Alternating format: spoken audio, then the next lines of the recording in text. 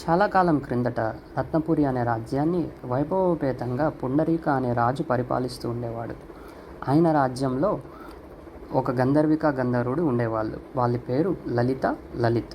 ఒకానొక రోజు కొన్ని కారణాల వల్ల భార్య లేకుండా భర్త సంగీత ప్రదర్శనకు వచ్చాడు.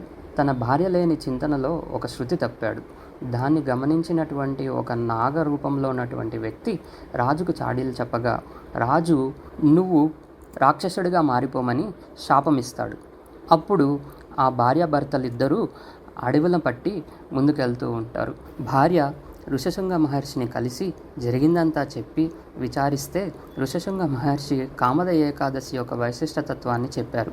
ఆమె ఎంతో నిష్టగా కామద ఏకాదశిని వ్రతాన్ని ఆచరించి ద్వాదశి రోజు ఆ ఏకాదశి వ్రత ఫలాన్ని తన భర్తకి ఇచ్చింది.